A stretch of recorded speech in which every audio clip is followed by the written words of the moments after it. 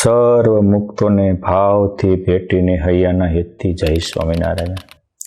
વહાલા મુક્તો, જેના અનુષ્ઠાનથી, જેના પાઠથી આજે સેંકડો ને હજારો રોગી નિરોગી થાય છે, દુખિયા સુખિયા થાય છે, નિર્ધન ધનવાન બને છે, અનેક લોકોના સહજમાં મનોરથ સિદ્ધ થાય છે, પરિવારમાં એકતા સધાય છે. વળી જેની જોબ છૂટી ગઈ હોય, નોકરી છૂટી ગઈ હોય તો એને નોકરીનો પણ સંયોગ મળે છે. અરે વિદેશના વિઝા પણ પાસ થઈ જાય છે. એવા યોગ સમ્રાટ ગોપાળાનંદ સ્વામીના આસને આજે વડતાલ ધામમાં ચાલતા 3 અનુષ્ઠાનની મારે દિવ્ય અને ભવ્ય વાતો કરવી છે. આ ત્રણેય અનુષ્ઠાન એ પુરુષોત્તમ નારાયણે સિદ્ધ કરેલા, પુરુષોત્તમ નારાયણે પાસ કરી એના ઉપર દસ્તાવેજી સિક્કા મારેલા અનુષ્ઠાનો છે. પોઈન્ટ 1, યોગ સમ્રાટ ગોપાળાનંદ સ્વામી કૃત અર્ચા અવતાર સ્તોત્ર. પોઈન્ટ 2, સર્વ અવતારી ભગવાન સ્વામિનારાયણે ભક્ત ચિંતામણીમાં 142માં પ્રેમથી નખાવેલું ગોપાળાનંદ સ્વામીનું પ્રકરણ. અને પોઈન્ટ 3, આજે પણ દેશ વિદેશમાં જેના અનુષ્ઠાનથી અનેક લોકો સુખિયા થાય છે, ભૂત પ્રેતાદિકના ઉપદ્રવો નષ્ટ થાય છે, એવા બીજ મંત્રનો અલૌકિક ઇતિહાસ. ક્રમથી આપણે સાંભળીએ. પહેલો ઇતિહાસ છે અર્ચા અવતાર સ્તોત્રનો. સર્વ અવતારી ભગવાન સ્વામિનારાયણે સંવત 1881 કારતક સુદ 12 ધામધૂમથી ભવ્યતાપૂર્વક વડતાલ ધામમાં દેવોની પ્રતિષ્ઠા કરી. મધ્ય દેરામાં લક્ષ્મીનારાયણ દેવ, પછી એક બાજુ ધર્મદેવ ભક્તિ માતા વાસુદેવ, એક બાજુ સર્વ અવતાર ધરતારમ ભુક્તિ મુક્તિ પ્રદાયકમ વંદેહમ શ્રેષ્ઠ દેવમ તમ હરિકૃષ્ણમ મનોહરમ. અમારા હે ઈષ્ટ, અમારા ઈષ્ટ અને અભિષ્ટ ફલ પ્રદાતા એવા હરિકૃષ્ણ મહારાજ, અને સાથે રાધા કૃષ્ણ સંયુક્ત રાધા કૃષ્ણ દેવ. વળી ચારે બાજુ મંદિરના ખંડની અંદર દશાવતારના 10 સ્થાનો, મંદિરના દરવાજા પાસે લક્ષ્મીનારાયણ દેવની સામે હનુમાનજી મહારાજ ભીડભંજન દેવ, અને માતા પાર્વતીના અંકમાં બિરાજમાન શંકરદાદા ગણપતિ, સર્વ વિઘ્ન વિનાશનમ સર્વમંગલ કરતારમ વંદેહમ શ્રી ગણનાથમ હરિહસ્ત પ્રતિષ્ઠિતમ. ભગવાનના હાથે થાપેલા આ દેવો, ગોમતી માતા, સાધુની ધર્મશાળા, હરિમંડપ, આ બધાનું સ્વામીએ જેમાં સંકલન કર્યું એવું એક સ્તોત્ર છે. પરંતુ ભગવાન સ્વામિનારાયણે 1881માં જ્યારે આ દેવોની પ્રતિષ્ઠાઓ કરી, આકાશમાંથી મુક્તોએ દેવોએ પુષ્પની વૃષ્ટિ કરી, એ વખતે 1,60,000 જેટલા હરિભક્તો એક ગણના મુજબ આવ્યા હતા. નિર્લંબાનંદ સ્વામી બધાને જમાડેલા. ભગવાન સ્વામિનારાયણે એના ઉપર આખા ઉત્સવનું ફળ મળે એટલે રાજીપો દર્શાવ્યો હતો. પછી સમય જતાં બીજા વર્ષે ભગવાન સ્વામિનારાયણ 1882માં આવ્યા તો બધા જ મુખ્ય દેવોની તો સ્તુતિ આરાધના કરતા, પણ ભગવાને વિચાર્યું કે સર્વ ધર્મ સમન્વય થાય, સર્વના પ્રત્યે સદભાવ થાય, સર્વના પ્રત્યે એકબીજાના પૂરક બનાય, એવા હેતુથી મેં આ સર્વાંગી મંદિર બંધાવ્યું છે. તો એક એવું સ્તોત્રની રચના થાય કે એમાં બધાની ગરિમા આવતી હોય, આચાર્ય પદની પણ ગરિમા આવતી હોય, એવું કંઈક થાય તો બહુ સારું. અને આવા હેતુથી જ્યારે ભગવાન સ્વામિનારાયણ 1882માં પાટોત્સવ પૂર્ણ કરી અને કાર્તિક સુદે સવારે તો મહારાજે આચાર્યની પણ સ્થાપના કરી હતી. એટલે સંવત 1882 સવારમાં આચાર્ય પદની સ્થાપના થઈ અને બીજા પાટોત્સવની તૈયારી થતી હતી. ભગવાન સ્વામિનારાયણ તે દિવસે સંવત 1882 કારતક સુદ એકાદશી પ્રબોધિનના પાવન દિવસે હરિમંડપમાં બપોર પછી 4 વાગે બિરાજમાન હતા. અને ભગવાન સ્વામિનારાયણ એમ થયું કે સર્વાંગી પોષણ થાય અને સર્વના મનોરથ પૂર્ણ થાય, સર્વ સંકલ્પ સત્ય થાય, યોગ સ્તોત્રની રચના થાય તો સારું. પછી એની માટે પુરુષોત્તમ નારાયણે પસંદગીનો કળશ આરોપ્યો ગોપાળાનંદ સ્વામીના શિર ઉપર. ગોપાળાનંદ સ્વામીને બોલાવ્યા, વાત કરી કે સ્વામી, એક આપણે જે અહીંયા વિશેષતાઓ સર્વધર્મ સમન્વયની ભાવનાથી જે આ મંદિર બનાવ્યું છે કમળાકારનું, તો આ મંદિરમાં સ્થાપિત દેવો અને તીર્થો એ બધા ટૂંકમાં આવી જાય અને એની સ્તુતિ કરે તો આખા ભાગવત પુરાણની પારાયણ કરી હોય કે 4 વેદની પારાયણ કરી હોય એવું ફળ મળે, એવું એક સ્તોત્રની રચના કરો. પછી પુરુષોત્તમ નારાયણની આ આજ્ઞાને શિર ધરી યોગ સમ્રાટ ગોપાળાનંદ સ્વામી સંવત 1882 કારતક સુદ પવિત્ર પ્રબોધની એકાદશી દિવસે પોતાના આસને ગયા અને ત્યાં ભગવાનની મૂર્તિને હૈયામાં ધારી અને સ્તોત્ર રચવાની આરંભ કરી. સ્વામીએ પહેલું જ મંત્ર લખ્યો, અક્ષરધામાધિપતિ દિવ્યમ ષડૈશ્વર્ય સમન્વિતમ વંદે હમ શ્રેષ્ઠ દેવમ તમ સ્વામી નારાયણ પ્રભો. અક્ષરધામની સદવૃક્ષે સ્થિતમ ચ હરિમંડપે વંદે હમ સાધુ સંયુક્તમ પ્રત્યક્ષમ પુરુષોત્તમમ ચિંતા સંતાપ નિત્યમ હરિકૃષ્ણ પાદાંબુજમ વંદે હમ તત્તરીભૂતમ ભવાર્ણવે સુખપ્રદ. ચિંતા અને સંતાપને હરનારા ભવસાગરમાં ડૂબતા માટે મોટી જહાજ સમાન એવા ભગવાનના ચરણારવિંદને વંદન કરું છું. હરિમંડપમાં બિરાજતા હરિવરને નમજ કરું છું. અને ઈષ્ટદેવ ભગવાન સ્વામિનારાયણ જે ષડ ઐશ્વર્ય સમન્વિત છે એને પણ વંદન કરું છું. આવી રીતે પહેલા પ્રત્યક્ષ પુરુષોત્તમ નારાયણને જ્યાં બિરાજતાને આજ્ઞા કરી એને વંદન કર્યા 3 શ્લોકમાં અને ત્યાંની ગરિમા ગાય અને પછી સ્વામીએ એક પછી એક દેવોને આરંભ કર્યો. પ્રથમ જ લખ્યું કે ધર્મ ભક્તિ વાસુદેવમ ભક્ત દોષ નિવારકમ વંદેહમ દુઃખ હરતારમ વિદ્યા શક્તિ યશોપ્રદ. વિદ્યા શક્તિ યશને આપનારા, તમામ દુઃખોને નિવારનારા, તમામ દોષોને નાશ કરનારા એવા હું ધર્મ ભક્તિને વાસુદેવને વંદન કરું છું. વળી લખ્યું શ્રીકાંતમ દ્વારિકાધીશમ લક્ષ્મીનારાયણમ તથા વંદેહમ શ્રેષ્ઠ દાતારમ દેશ વૃત્તાલયે સ્થિતમ. વરતાળ ધામમાં બિરાજમાન, મધ્યખંડમાં બિરાજી અને બધાને ઇષ્ટ ફળને આપનાર શ્રેષ્ઠ દાતારમ એવા રણછોડરાય સહિત લક્ષ્મી નારાયણ દેવને હું વંદન કરું છું. આવી રીતે સ્વામીએ આ અર્ચાવતાર સ્તોત્રમાં થોડુંક આપણને એમ થાય કે તે દિવસ લક્ષ્મીનારાયણ દેવ હતા પણ સ્વામીએ ભવિષ્યને પણ એમાં ગૂંથી લીધું છે. અને આવી રીતે આ સ્તોત્ર આખું રચના કરી અને પછી ભગવાન સ્વામિનારાયણ પાસે લાવ્યા. ભગવાન સ્વામિનારાયણ એકાદશીની રાત્રિએ આ સ્તોત્રનું વાંચન કર્યું. એટલા બધા રાજી થયા અને પછી કહેશે કે સાંભળો પરમહંસો ભક્તો, સાંભળો આ વિક્રમ સંવત 1882 કારતક સુદ એકાદશી તારીખ 21/11/1825 અને સોમવારના પવિત્ર દિવસે યોગ સમ્રાટ ગોપાળાનંદ સ્વામીની પ્રેમ અને મહિમા નીતરતી કલમે લખાયેલું આ રચાવતાર સ્તોત્ર એ જે મનુષ્ય આનો નિત્ય પાઠ કર્યા પછી 2 હાથ જોડી પૂર્ણ શ્રદ્ધા અને પૂર્ણ વિશ્વાસપૂર્વક આનો પાઠ કરશે અથવા દર પૂનમે વડતાલ ધામમાં આવી આ સ્તોત્રનો એકવાર પાઠ કરશે, એના પુરુષોત્તમ નારાયણ સર્વ મનોરથ પૂરા કરશે. એનામાં નવધા ભક્તિ પ્રગટ થશે. આ સ્તોત્રનો પાઠ કરનાર વ્યક્તિ આ લોકમાં મહાસુખી થશે, પરલોકમાં પણ અતિ સુખને પામશે. જીવતા લાખનો, મરે 1.25 લાખનો બની જશે. એટલું જ નહીં, આ સ્તોત્રનો પાઠ કરનારને અક્ષય ફળ મળશે અને અમારી તથા અમારા સંતોની પ્રસન્નતાનો એ પાત્ર બનશે. માટે જે મનુષ્ય શ્રદ્ધાપૂર્વક નિત્ય આ સ્તોત્રના 11 પાઠ કરશે તો એ રોગી હશે એ નિરોગી થશે, નિર્ધન ધનવાન થશે, દુખિયા સુખિયા થશે, માથે ઋણ હશે એ ટળી જશે, મારા બાપ શોક ભય અને શત્રુ હશે તો ત્યાંના દુઃખ પણ નાશ થશે. અરે આ સ્તોત્રનો પાઠ કરનાર વિદ્યાર્થી વિદ્યાને પામશે અને વિદ્યા સાથે સદવિદ્યા અને બ્રહ્મ વિદ્યાનો પણ અધિકારી થશે. ધનાર્થી ધન પામશે, કામાર્થી તમામ મનોકામનાને પૂર્ણ કરશે અને મોક્ષાર્થીને મોક્ષ મળશે.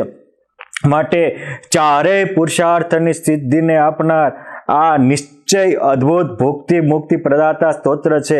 માટે અમારા આશ્રિત સત્સંગી હોય અથવા તો ધરતી ઉપર કોઈ પણ મનુષ્ય હોય જેનામાં શ્રદ્ધા ભક્તિ હોય એવા નાના મોટા કોઈ પણ બાય ભાઈ ત્યાગી ગૃહી શ્રદ્ધાથી આ સ્તોત્રનો પાઠ કરશે, એના સર્વ કારણના કારણ પુરુષોત્તમ નારાયણ સર્વ મનોરથ પૂર્ણ કરશે.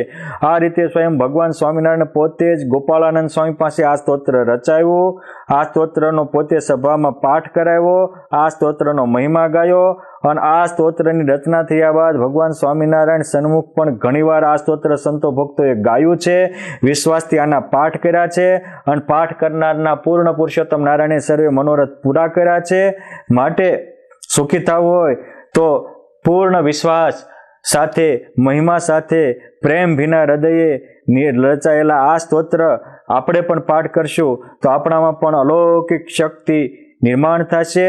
આ તો યોગ સમ્રાટ ગોપાળાનંદ સ્વામી અનેક સામર્થ્યના ધણી હતા, એટલે સ્વામીએ પોતાની શક્તિ આમાં મૂકી છે. આજે એનું મૂર્તિમાન સ્વરૂપ અનેકને દેખાઈ રહ્યું છે. આજે વડતાલ ધામમાં રોજે આપણે ગમે ત્યારે જઈએ ત્યારે સ્વામીના આસને કોઈ ને કોઈ 2, 5, 25 શ્રદ્ધાળુઓ આ સ્તોત્રના પાઠ કરી અને પોતાના મનોરથ સિદ્ધ કરે છે. એના દસ્તાવેજી પુરાવા છે. એક એક પરચાને પ્રસંગ કહેવા બેસું તો મોટી કથા થાય, પરંતુ આવું અલૌકિક અર્ચા અવતાર સ્તોત્ર જો તમે ક્યારે દુઃખી હોય, મનમાં મૂંઝાતા હોય, પરિવારમાં અશાંતિ હોય તો પ્રેમથી 11 પાઠ કરશો. પુરુષોત્તમ નારાયણ તમારા મનોરથ પૂર્ણ કરશે. હવે આપણે ઇતિહાસ લઈએ છીએ બીજો ભક્ત ચિંતામણીના 42મા પ્રકરણનો.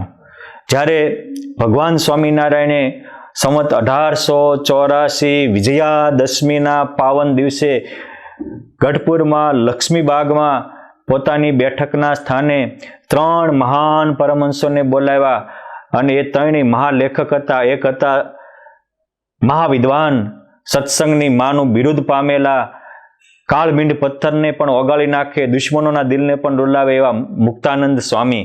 બીજા હતા મૂર્તિમાન બ્રહ્મચર્ય યતિરાજ બ્રહ્માનંદ સ્વામી, અને ત્રીજા હતા વૈરાગ્ય મૂર્તિ, અને તેમ છતાં જેના રોમ રોમમાં ભક્તિ નીતરતી હતી એવા નિષ્કુળાનંદ સ્વામી.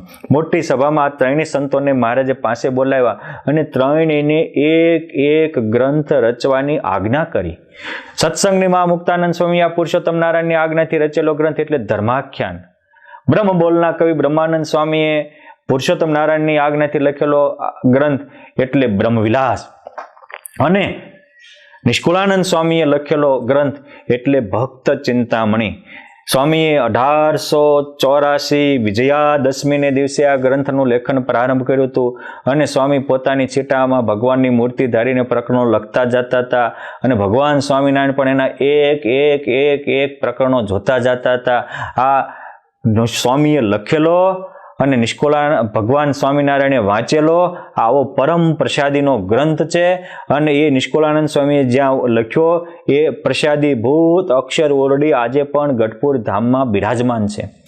અમુક ગેરસમજણને કારણે અજ્ઞાનાવશાત આવું બોલતા હોય છે કે નિષ્કુળાનંદ સ્વામીએ તો મહારાજની હાજરીમાં ભક્ત ચિંતામણીના 100 પ્રકરણ લખ્યા, પણ એને સંપૂર્ણ ગ્રંથના ઇતિહાસની કોઈ ખબર જ નથી. સમજવું જોઈએ કે પડચા પ્રકરણ સુધી ભગવાનની હાજરીમાં નિષ્કુળાનંદ સ્વામીએ લખ્યું છે. પાછળનો ઉદ્બોધઘાત જ ભગવાન ધામમાં ગયા પછી લખ્યો છે. તમે કહેશો કે સ્વામી આનું પ્રમાણ શું? અરે બાપ, આનું પ્રમાણ 142મું પ્રકરણ અક્ષરાનંદ સ્વામીની વાતોમાં આનો ઇતિહાસ સુવર્ણના અક્ષરે લખાયો છે કે એ પડચા પ્રકરણ લખાતું હતું ત્યારે નિષ્કુળાનંદ સ્વામી ભગવાન સ્વામિનારાયણને દેખાડવા ગયા કે મહારાજ આવું થયું છે, કેમ કરશો? મહારાજ કે સ્વામી ગ્રંથ તો બહુ સારો થાય છે, પણ જ્યાં સુધી યોગીનું પ્રકરણ નહીં નાખો ત્યાં સુધી આ ગ્રંથ અધીરો ગણાય છે. અને આ વખત વાતની ગોપાળાનંદ સ્વામીને ખબર પડી કે મહારાજ મારું આખું પ્રકરણ લખાવે છે, એટલે સ્વામી કે નિષ્કુળાનંદ સ્વામીને ડોહા તરીકે એક વાલસોયા નામથી સંબોધતા હતા. એટલે વાલથી કહે છે કે ડોસા મારું પ્રકરણ ન હોય, પ્રકરણ તો પુરુષોત્તમ નારાયણ. આ કેવા વિરક્ત હશે. આજે તો અમુક વ્યક્તિઓ પોતાના પ્રકરણને પોતાની મહિમા ગાવા માટે સ્પેશિયલ માણસો રાખે છે. પોતાના કીર્તિ થતી હોય, કીર્તિ માટે તો ખંજવળ હાલે ને. જો કીર્તિમાં પોતાનું નામ ન લખ્યું હોય તો દેવનું કામ હોય બગાડ નાખે. દેવનું કામ આવું પણ આ બધું આંખે દેખેલા અહેવાલો છે. ત્યારે આ કેટલા વિરક્ત હશે કે આખું પુરુષોત્તમ નારાયણ પ્રકરણ નખાવે છે છતાંય તે નાખતા નથી. અને પુરુષોત્તમ નારાયણ આવા વિરક્ત પુરુષોનો મહિમા કેવો અદ્ભુત બુલંદ કંઠે લોકો સમજ પહોંચાડવા ઈચ્છે છે. અને એટલે એ પુરુષોત્તમ નારાયણે કહ્યું કે સ્વામી એકને ના પાડશો ને તો હજારોના હૈયામાં રહીને અમે તમારો મહિમા ધરતી ઉપર વિસ્તારશું. આ પુરુષોત્તમ નારાયણને તે સ્વામી પ્રત્યે કેવો ભાવ હશે કે અમે હજારોના હૈયામાં રહીને તમારો મહિમા પ્રવર્તાવશું. અને આજ મને કહેતા આનંદ થાય કે સ્વામિનારાયણ સંપ્રદાયમાં સ્વામિનારાયણ ભગવાનના ચરિત્રો પછી સૌથી વધારે કોઈ એક સંતના પ્રસંગો તમામ ગ્રંથોમાં લખાણા હોય તો એ યોગ સમ્રાટ મૂળ અક્ષર મૂર્તિ ગોપાળાનંદ સ્વામીના છે. અને આ અર્ચાવતાર સ્તોત્ર પછી આ પ્રકરણ ભગવાન સ્વામિનારાયણે નખાયું, નિષ્કુળાનંદ સ્વામીએ લખ્યું, અને લખીને ભગવાન સ્વામિનારાયણ એટલા રાજી થયા કે ભગવાન આશીર્વાદની ઝડી વરસાવતા કહે છે કે હે ભક્તો, તમારા જીવનમાં ક્યારેક દુઃખ આવે, ક્યારેક તમે નાસીપાત થઈ જાઓ, હરેરી જાઓ, તમારા પરિવારમાં સંકટ આવે, આ ગોપાળાનંદ સ્વામીના અમે નખાવેલા પ્રકરણ 142 પાઠ કરજો. બધા જ દુઃખના વાદળા વિખાઈ જશે અને શાંતિનો તમારા જીવનમાં ઉદય થશે. માટે આવું અદ્ભુત આ પ્રકરણ છે. આ પ્રકરણના પાઠો વર્ષોથી થાય છે. એમાં પણ યોગ સમ્રાટ ગોપાળાનંદ સ્વામીની પરંપરાના સંતો અને વડતાલ ધામના બધે શાખા પ્રશાખાના પરંપરાના સંતો ડેલી સવાર સાંજ સમૂહમાં બેસી અને ભગવાનની આરતી થયા પછી સ્વામીને ત્યાં આ સ્તોત્રનો પાઠ કરે છે અને છેલ્લે સદગુરુ દેવની જય એમ બોલીને પાઠનો પૂરો થાય. આ વર્ષોથી ક્રમ ચાલે છે. આજે કેટલાય વડતાલ ધામમાં સંતો છે, સંપ્રદાયમાં અનેક સંતો ભક્તો છે, જ્યાં હોય ત્યાં વસી અને આ સ્વામીના પ્રકરણનો પાઠ કરે છે. અને પાઠ કરવાથી અનેક દુખિયા સુખિયા થયા છે, અનેક રોગી નિરોગી થયા છે, અનેક નપાસ થવાની કક્ષાએ પાઠ કર્યો અને ભગવાન એને કેટલાય ઊંચા ક્રમે પાસ કરી દીધા છે. આ રીતે વિદ્યાર્થીઓને, બહેનોને, ભાઈઓને બધાને જો મહાસુખ આપતું હોય તો આ ભક્ત ચિંતામણીનું 142મું પ્રકરણ છે. માટે ક્યારેય મુશ્કેલી આવે તો શાંતિ માટે જ્યાં ત્યાં નહીં જતા, શાંતિ માટે વ્યસન કે વ્યભિચારના રસ્તે નહીં ચડતા, શાંતિ માટે બીજો ત્રીજો રસ્તો નહીં અપનાવતા, આ અર્ચાવતાર સ્તોત્ર અથવા તો સ્વામીના પાઠનો આ 42મા પ્રકરણના પાઠનો રસ્તો અપનાવજો. આજે પણ ભગવાનની પેઠે પ્રગટ રહેલા ગોપાળાનંદ સ્વામી તમારા મનોરથ પૂરા કરશે. આ બધા જ ઇતિહાસો યોગ સમ્રાટ ગોપાળાનંદ સ્વામીનું જીવન જે 3 ભાગમાં વિસ્તારથી લખાયું છે એમાં છે જ, પરંતુ હું એક અલગથી કહું છું. અને હવે આપણે સાંભળીએ બીજ મંત્રનો મહિમા.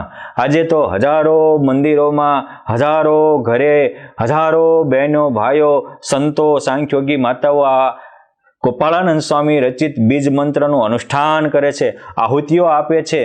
અને હું ગર્વથી કહી શકીશ કે આ મંત્રમાં તાકાત તો હતી જ, પરંતુ એને આ સંપ્રદાય સુધી તાકાતના દર્શન કરાવનારા કોઈ પહેલા પુરુષ હોય તો એ સરદાર ધામના પરમ પૂજ્ય સદગુરુ શ્રી નિત્ય સ્વરૂપદાસજી સ્વામી અને એમના મંડળના સંતો છે. સ્વામીને પ્રેરણા થઈ. હવે આ રચના થઈ ક્યારે, આનો ઇતિહાસ શું, તો જે મેં વાંચ્યું છે, મેં પરંપરામાં સાંભળ્યું છે અને મારી સ્મૃતિમાં છે એ પ્રમાણે હું કહું કે ગોપાળાનંદ સ્વામીનું જન્મસ્થાન ટોરડામાં. સ્વામીના ફાધરનું નામ મોતીરામ, એમના ફાધરના એક ભાઈ હતા, એનું નામ હતું દત્તરામ. એ દત્તરામના દીકરા હતા ઈશ્વરભાઈ. ખુશાલભાઈ અને ઈશ્વરભાઈ બંને કઝિન બ્રધર થાય અને બંને મિત્ર હતા.